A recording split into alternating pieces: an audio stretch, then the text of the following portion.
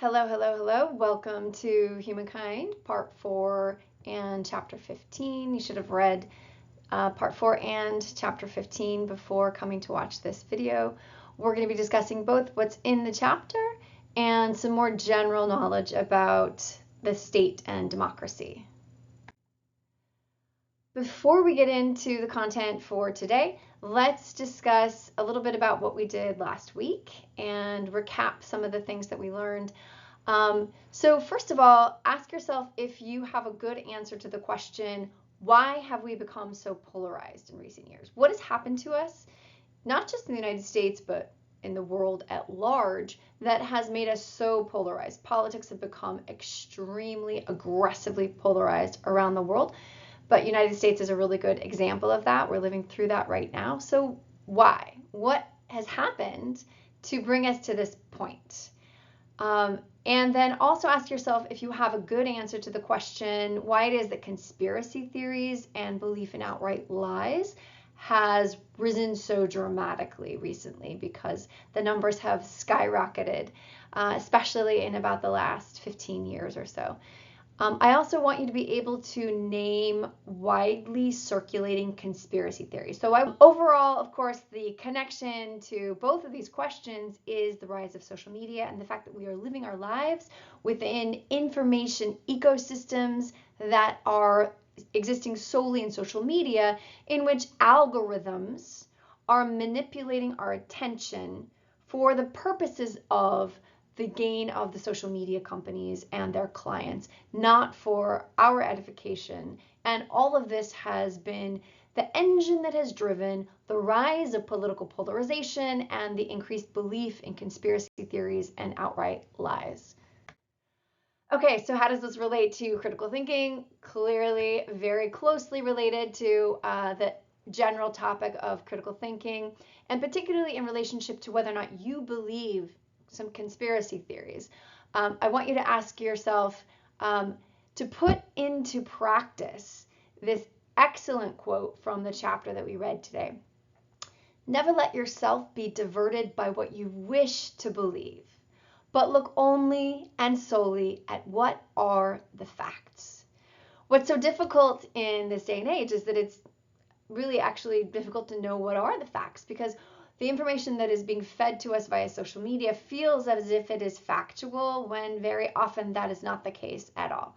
And so we need to go outside and find what the general consensus is among reputable organizations, reputable sources, so that we can then reconfigure what we think to be true based on what we've been fed on social media. So remember to always find and hold to real facts and not just what we think we want the facts to be.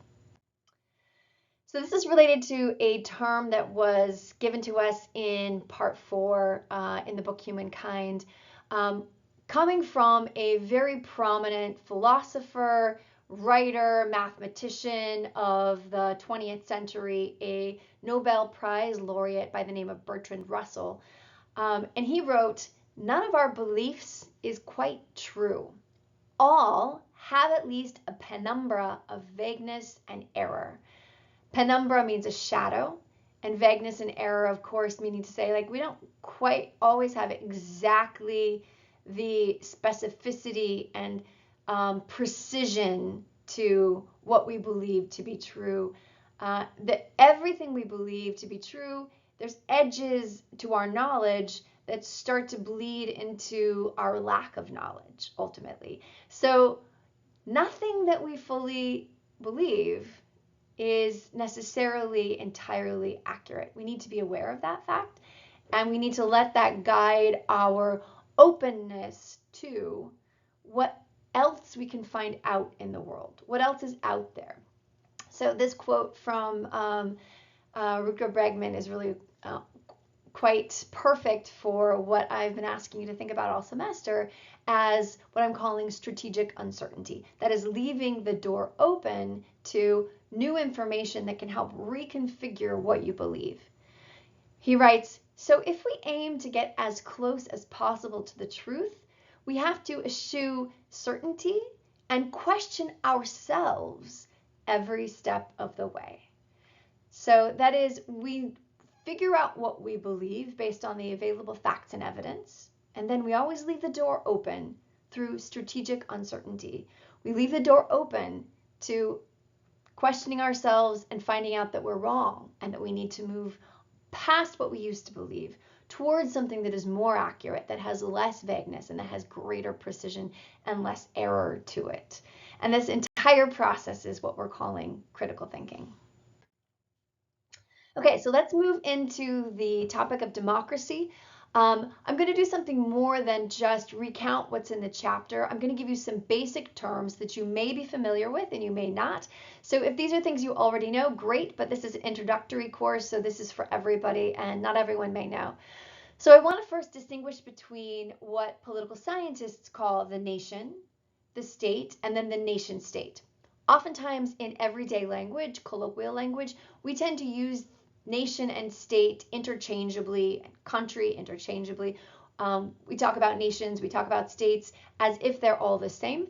But the way that political scientists use these terms and the way that I'm going to use them going forward, since this is international studies, is with a little more precision. Nation is used to mean a group of people who share an identity that demands sovereignty for itself. Sovereignty is the ability to rule itself. So a nation is a group of people who think of themselves as somehow similar enough that they ought to rule themselves. Now, whether or not they actually have the ability to rule themselves is another question, but the nation is a group of people who think of themselves that way. They think of themselves as connected and having the right to rule themselves. A state is the apparatus of government that is what we oftentimes call a country. So I'm using this differently than how we use it in the United States to mean a state within the wider nation state. But in political science, this term is used generally to mean the government, the apparatus of government. So when you have a group of people, a nation, who believe that they ought to be able to rule themselves, to be sovereign, and they attain an apparatus of governance that in fact allows them to rule themselves, then you get together what you call a nation state. So a nation that wants to rule itself and the ability to rule itself together becomes the nation state. So nation, the desire to rule itself in a group of people, the state, the apparatus of governance, and the nation state, what happens when those two things come together.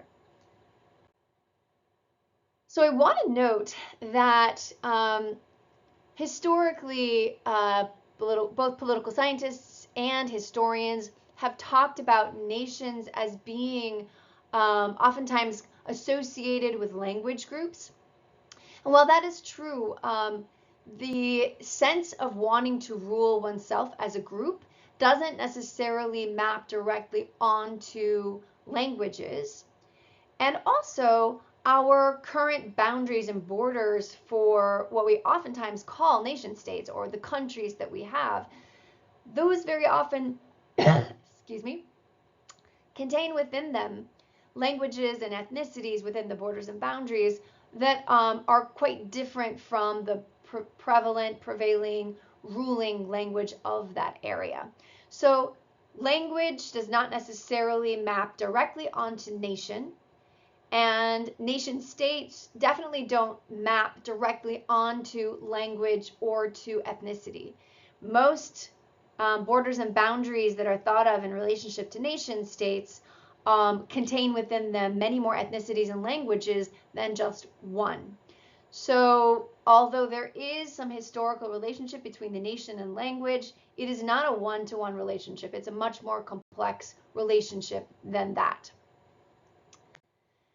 So let's, from the last map, which shows you the world as a whole and all of the languages of the world as a whole, we'll go in to look a little bit more at Europe so you can get a sense of the way in which language flows past the borders and boundaries of what is usually thought of as countries or nation states. So for example, in Sweden and Finland and Norway, there is an indigenous group of people who speak the language Sami. They have always lived in that area. They are not Norwegian, they're not Swedish, they're not Finnish, and they span across all of those. But the borders and boundaries that are Norway, Sweden, and Finland actually cut that group up as if they don't exist. That's true for many other languages and language groups across much of Europe. So although we typically think of France as being representative of the French people who speak the French language, in fact, if you go into the history of France and if you go into the regions of France, there are other languages that still exist, and historically there are languages that have been stamped out by the process of unification of French over time. So note that the relationship between language, ethnicity, nation state is quite complex. I'll give you a good example of that. The example is what we now think of as the nation state of Spain. And many people just think about Spain and Spanish, but if you go into the linguistic complexity of Spain, you'll find that there's not only different ways of speaking Spanish across Spain, but in fact there are different languages within the country that we talk about as Spain. So for example, the gray area at the top of this map is Basque, and the Basque people speak a language that is not Indo-European, so it's not related to French, it's not related to Spanish, it's not related to Latin at all, it's not related to German. And the Basque people span Spain and France, and during the 1970s, they fought very hard to win their own nation state. So they were a nation that wanted to rule itself in the form of a state, and they fought for independence, but they lost. They wanted their own country. So that, again, a nation is a group that wants to rule itself. Whether or not they are able to is a different question. Also, if you look on this map, there is the language of Catalan, and until very recently, there has been a very strong movement for people who speak Catalan to create their own nation state called Catalonia that would break away from the rest of Spain. And Catalan is not Spanish. It's related linguistically to Spanish, but it's not the same language. And the identity of people who are want the country of Catalan to be its own separate nation state, in fact, don't identify as Spaniards. Similarly, if you look at the blue area up at the top, and that trickles down into the border with what is Portugal, this is a group of people who speak the language of Gallego or Galego, depending on your pronunciation. And they identify as being indigenous Gaelic people who now speak a language that is similar to Spanish, but who traditionally have ties to the Irish and the Celts and the people in Britannia as well in France.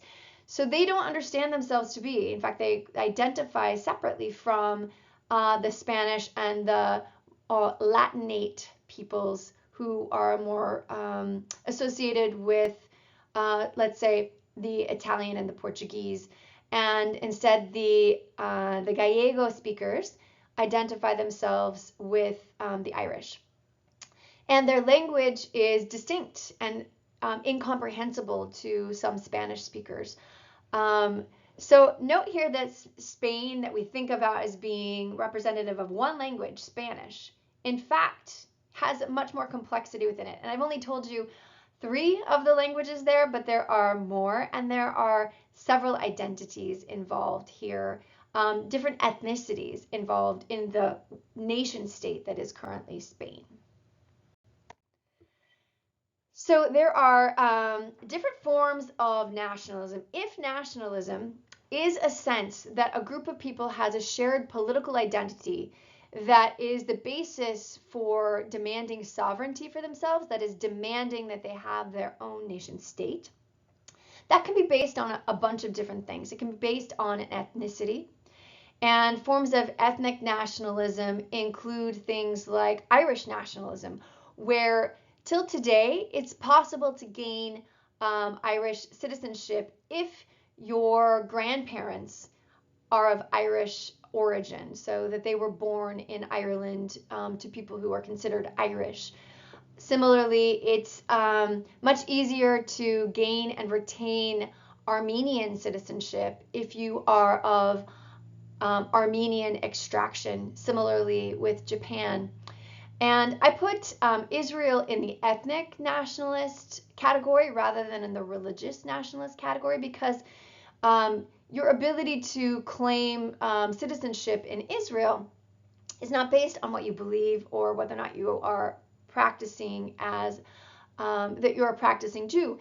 Rather, it's based on your descent from Jewish ancestry. So that is a form of ethnic nationalism as opposed to a form of religious nationalism. So ethnicity, the genetic heritage that you have, being one basis for creating a sense of who belongs together in a nation state.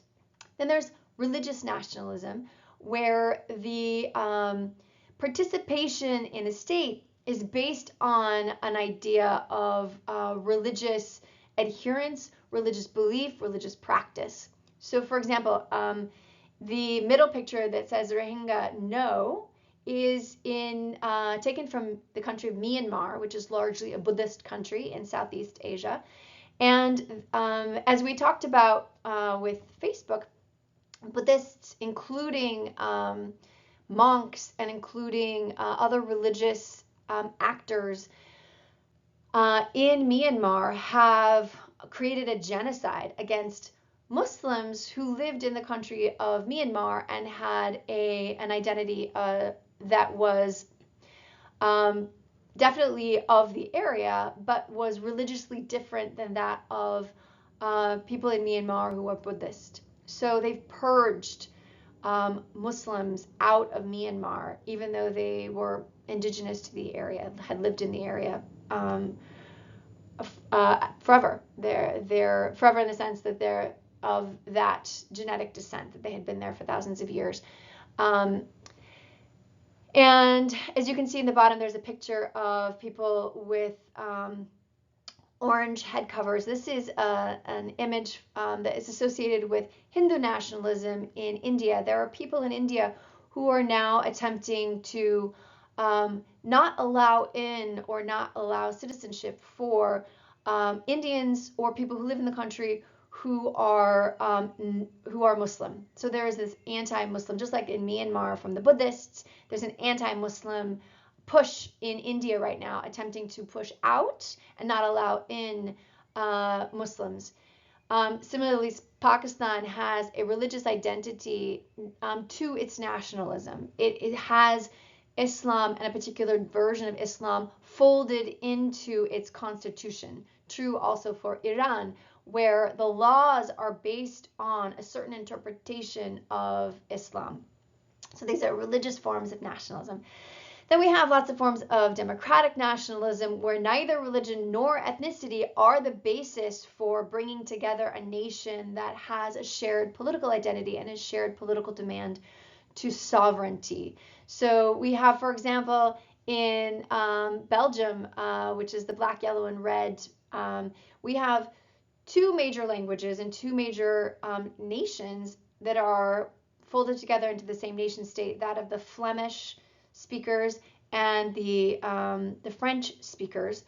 In Switzerland, we have people who identify as Romansh, a totally different language. We have people who identify largely as Italian. We have people who identify largely as German. We have people who identify largely as French, but they're all Swiss. So they speak these different languages, but they speak all of them many times, but they identify as Swiss despite having some differences linguistically with other people that live within their same shared nation.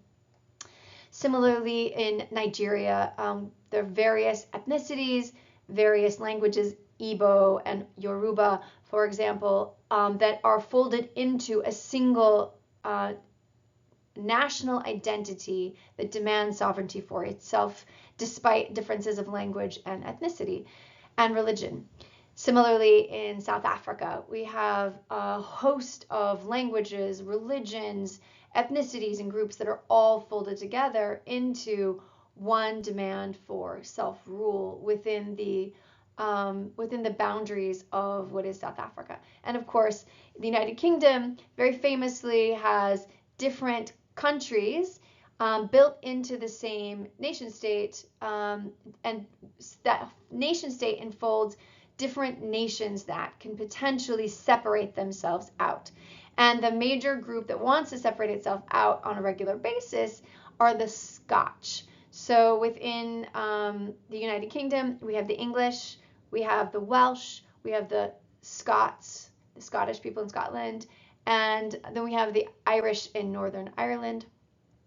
And these groups actually have the right, well, to some extent, not all of them have the same right. They have the right for self-sovereignty if they vote for it. And the people in Scotland every so often will actually go to the polls to vote whether or not they want to stay part of the United Kingdom or not, whether they want to stay associated politically and share sovereignty with the English and the Welsh and the Irish.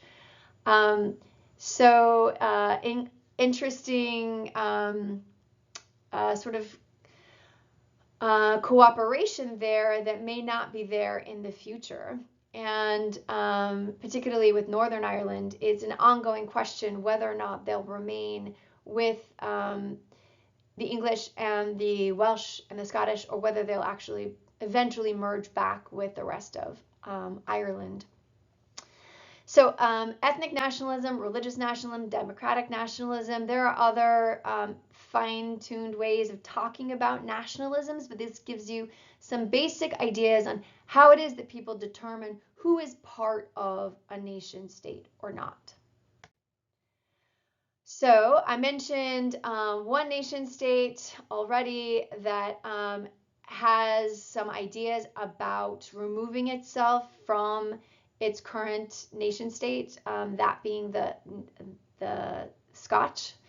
Also mentioned Catalonia, the Catalan people who speak Catalan, who would like to, many of them would like to separate out from Spain and have their own separate country. So I want you to sit down and write for a minute what other groups you can think of that want sovereignty for themselves and don't currently have it. That is, they identify as a nation that ought to be able to rule itself, but they don't currently have that right.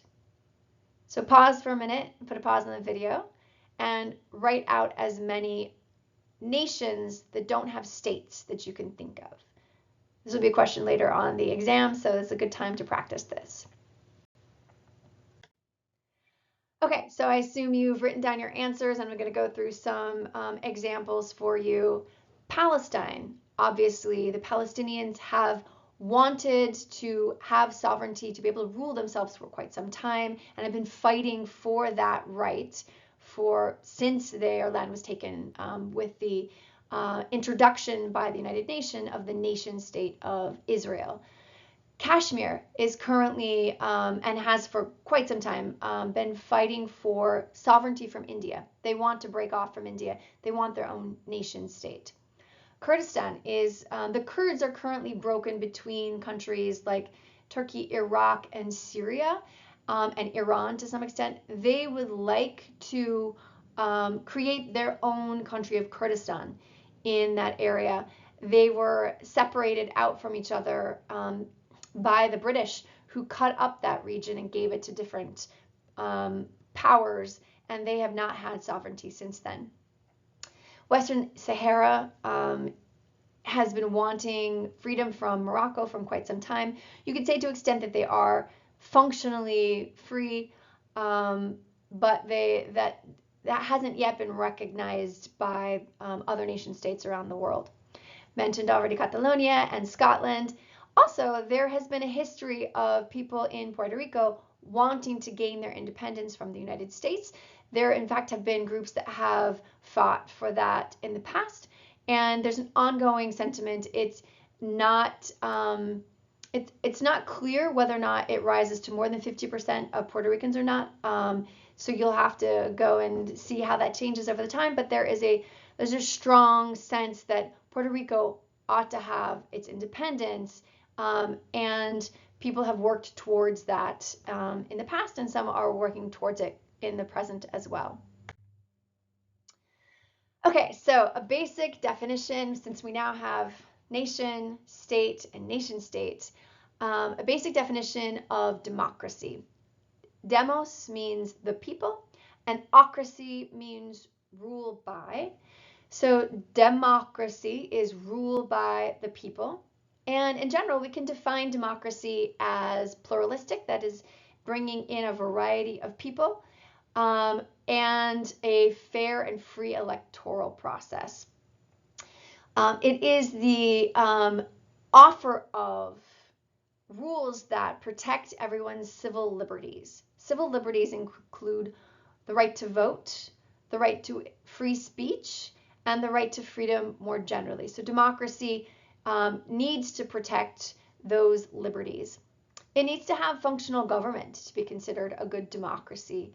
And it needs to have high levels of participation from the people, because you can't have rule by the people if the people aren't participating in the political process. So in order for democracy to be considered functioning well, then there has to be a lot of participation from everybody in the democracy. Therefore, you need a very strong political culture in which people understand how the democracy is supposed to work. They understand the rules of it. They understand what's going on politically in their country.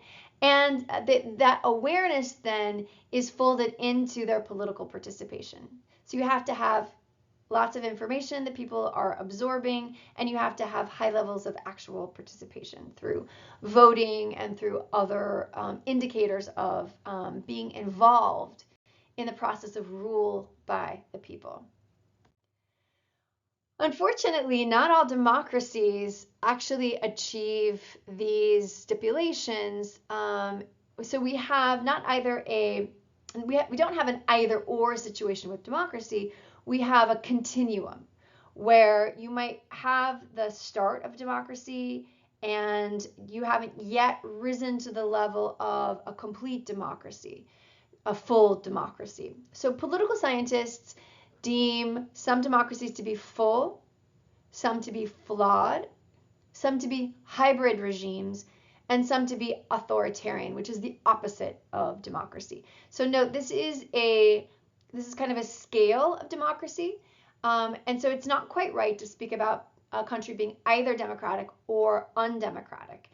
It's instead, it can be undemocratic, that is, it's authoritarian, but once you get past that basic threshold of coming into a democracy, there's still quite a bit more you have to do to get up to be fully democratic.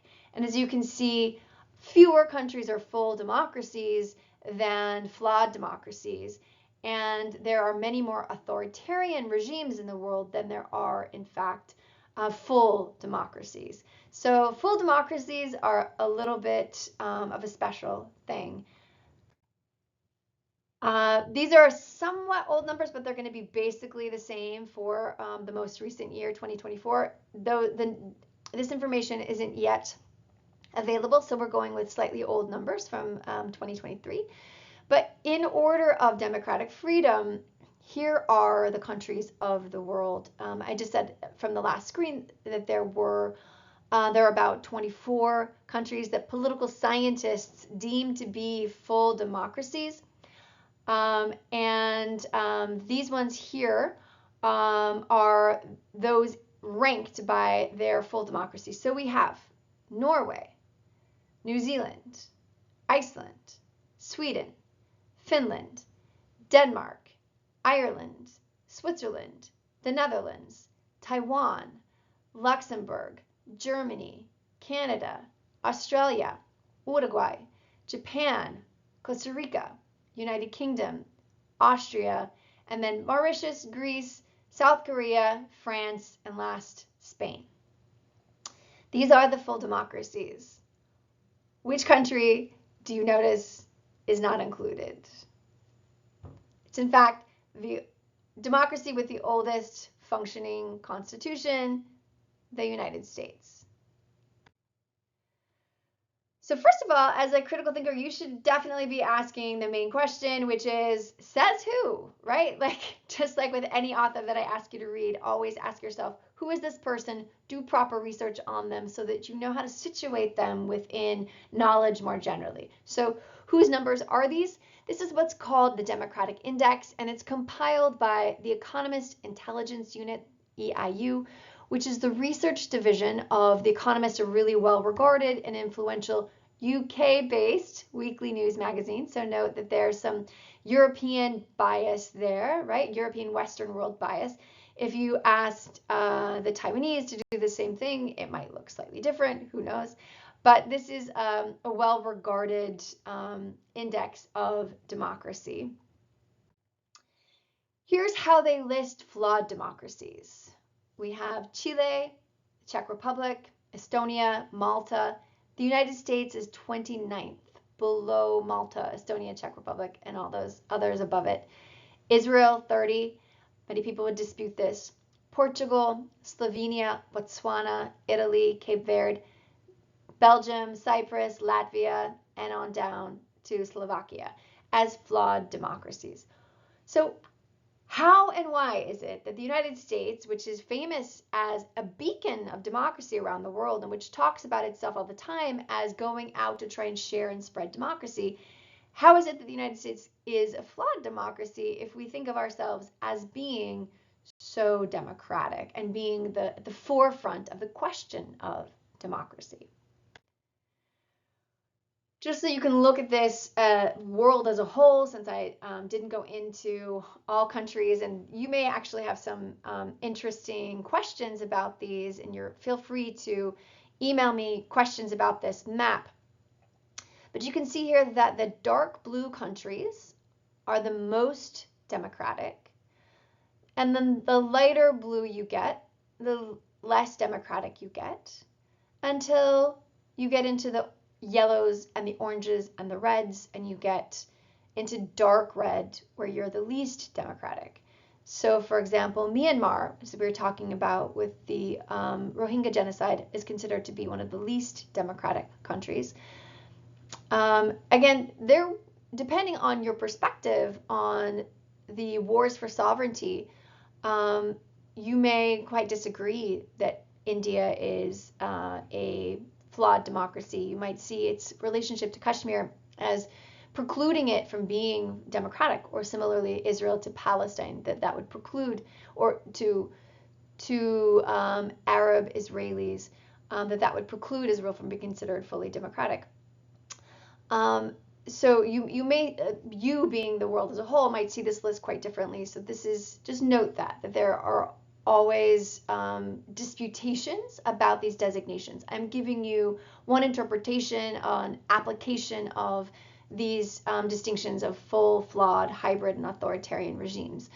But you can see that Iran is considered quite authoritarian, as is Afghanistan. Of course, there's in fact not even full information coming out from there. And a country like Iceland or a country like Switzerland is considered quite a bit more democratic than the United States. And the United States is more with an India or a South Africa than it is with a Canada, or much less with a Norway or Sweden kind of country. So part of that is our voting history here in the United States that has then led to where we are today in terms of some of our problems that make us not a full democracy. So note that when we first became sovereign, that is, we first became a nation state, our desire to rule ourselves turned into a nation state in 1789, only property owning or tax paying white men could vote. So only 6% of the population at that time was able to vote. So our version of democracy included very few people.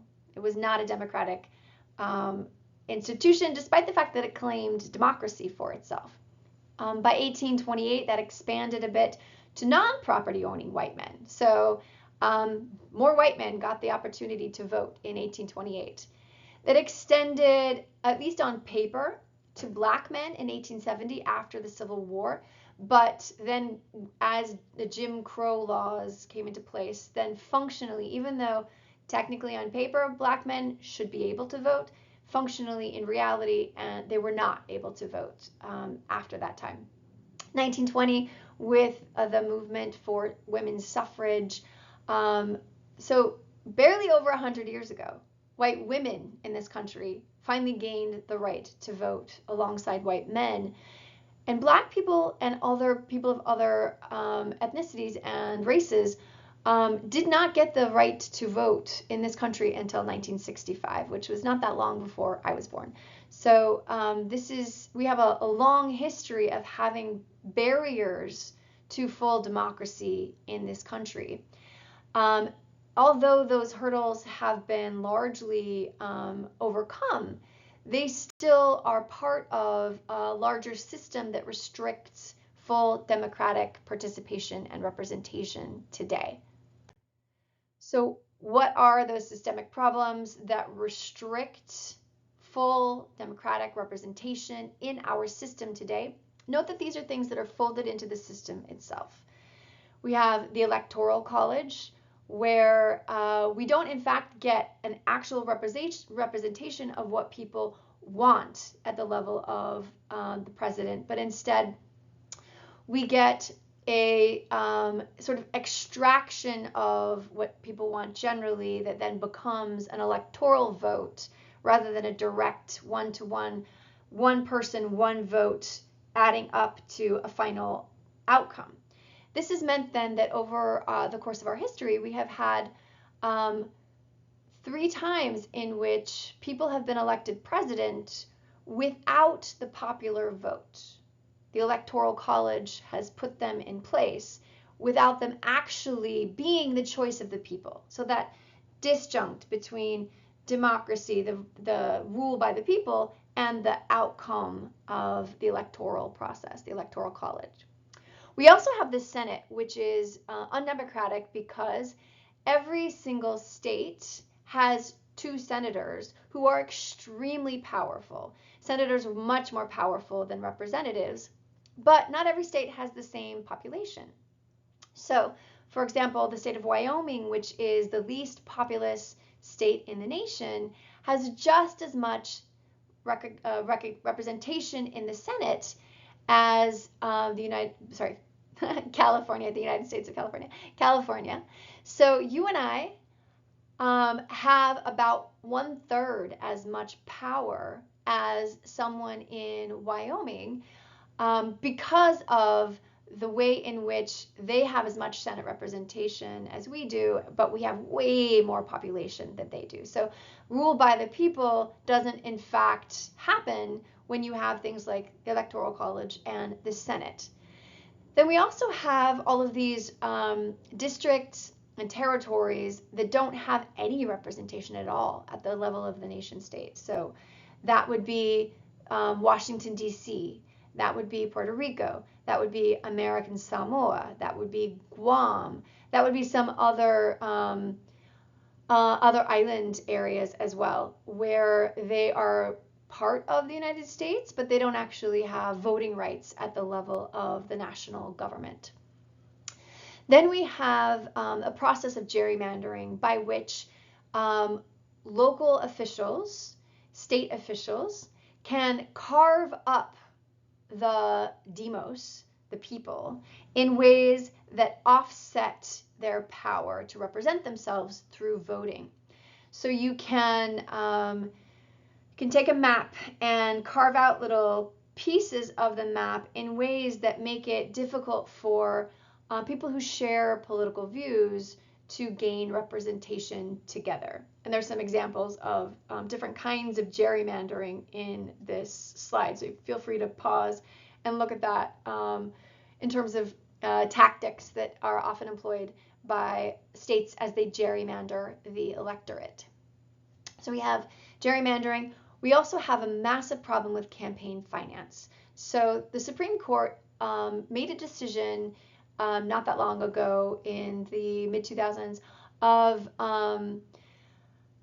what's called Citizens United.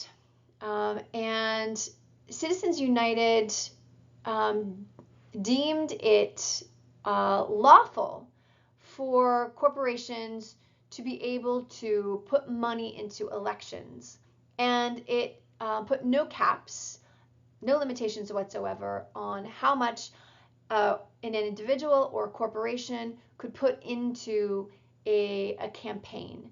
So it now is possible for a very wealthy person or very, very wealthy group of people to basically buy campaigns by pouring money into super PACs, which then definitely puts the finger of the people with money on the scale. So rather than democracy being about the rule of the people, it instead becomes about the rule of the wealthy as they're able to control the political process through the money that they spend on a campaign.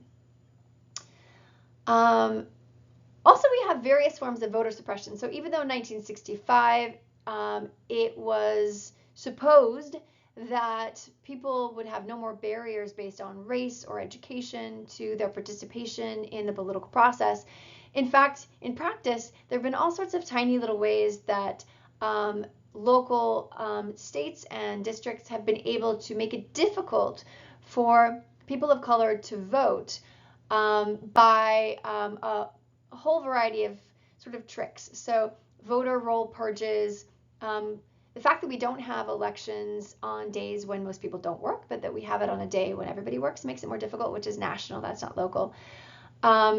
Sometimes there will be sudden changes in polling places, which make people confused, and that will usually happen in areas that have high numbers of people of color. Or the fact that you have broken machines or other things that create really long lines that, again, usually happen in polling places with people of color. And you also have people rolling out misleading robocalls that will make it difficult for people to know where they're supposed to vote, or that make them think that they can't vote, etc. There's all sorts of little tricks that are employed that actually lower the numbers of voters, and that's usually targeted at people of color in ways that offset the Supreme Court ruling in 1965 that made it impossible to bar people from voting, or made it illegal to bar people or to make hurdles for people to vote based on their ethnicity or their race. So these are just a few examples of ways in which the United States right now, we don't have a full democracy. We have a systemic problem that does not let us have a full democracy, and we have then practices on top of that systemic problem that make the level of political participation difficult for various people. So because of all of these and other aspects to our democracy, political scientists deem us a flawed democracy. We're not deemed a full democracy in the United States. But we are a democracy still. And there is, at the opposite end of the spectrum, authoritarianism, which is the lack of democracy. And just like there are a variety of kinds of democracies, there's also a variety of kinds of authoritarian governments.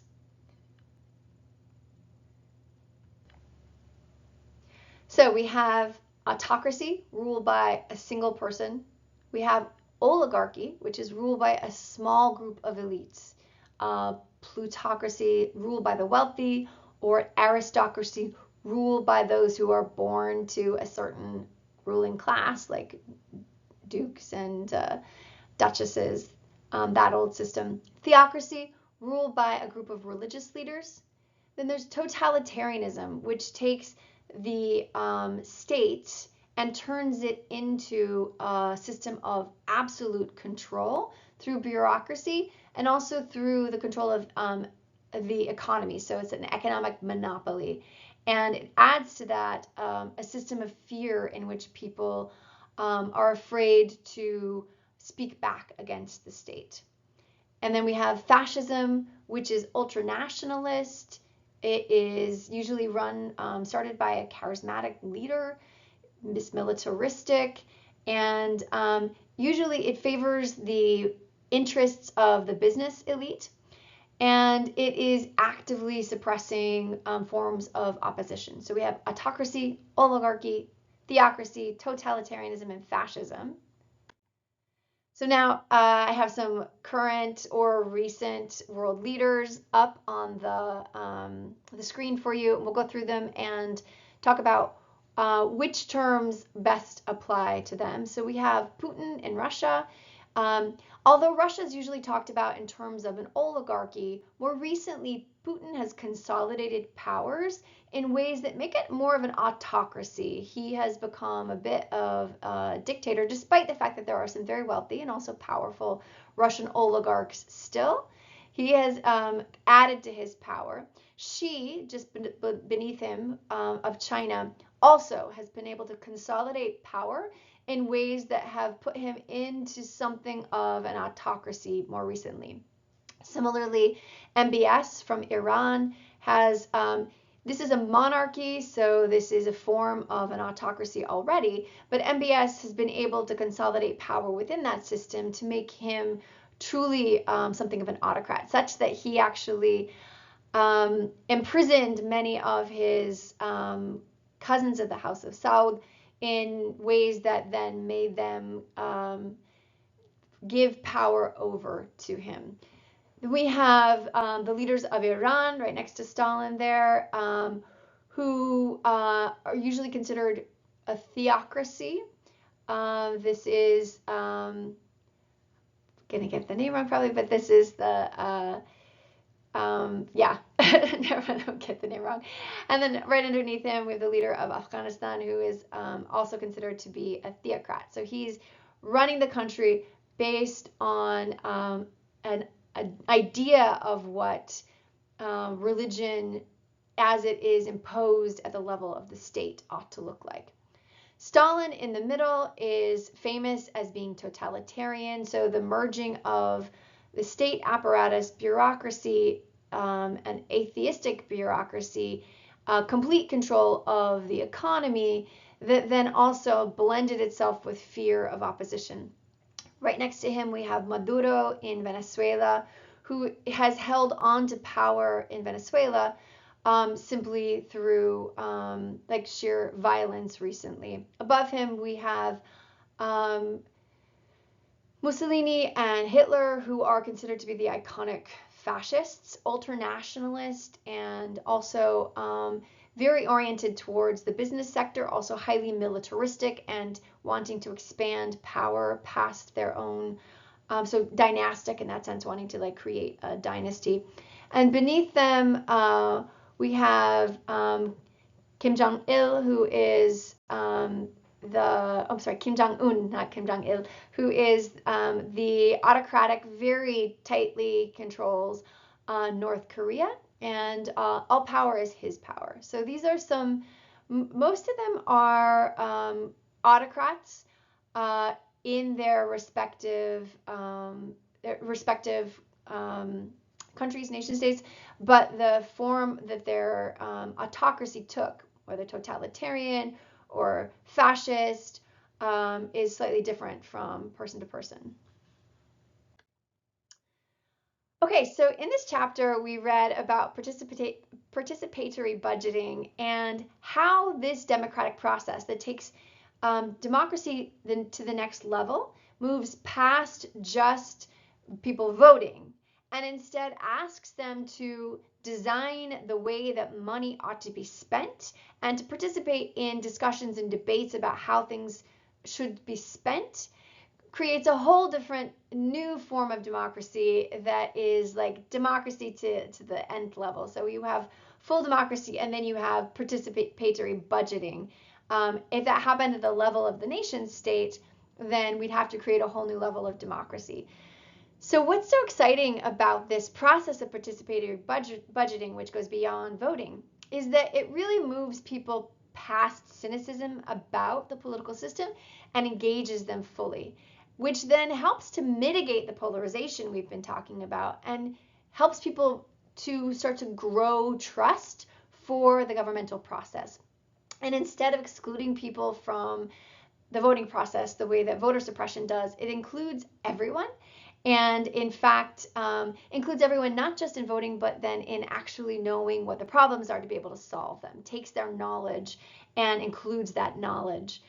And then it moves just like from cynicism to engagement, from complacency or lack of participation to full citizenship. And it then helps to mitigate corruption and brings out transparency. As people know what's happening with the money, it becomes far less possible for politicians to be corrupt, and it makes everything much more transparent. It therefore brings out of self-interest and people attempting to get what they can out of the political process, and instead brings them into solidarity to understand what everybody else needs and to want the good of the whole.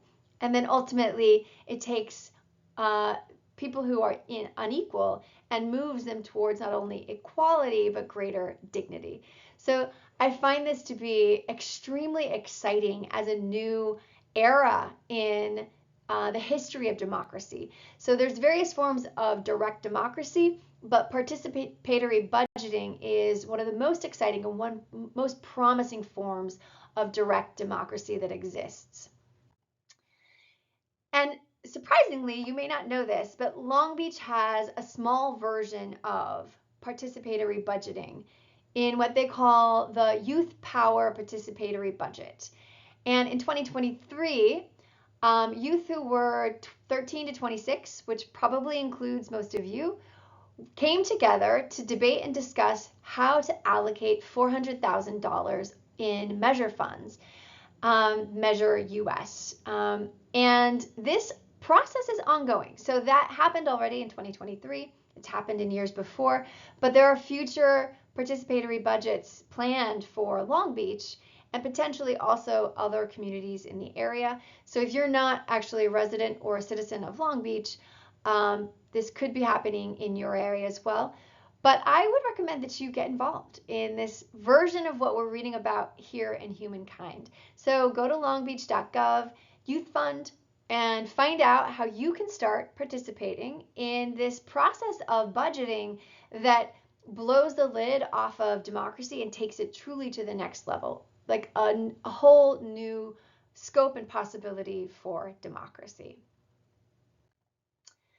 So that's the video for today. Go back and double check your notes and then get started on the quiz for these chapters and this video. And as always, my office hours are available to you to talk with me either in person. I'm happy also to do Zoom calls. So reach out to me if you're having trouble with the quizzes or the exams. I am here to help. The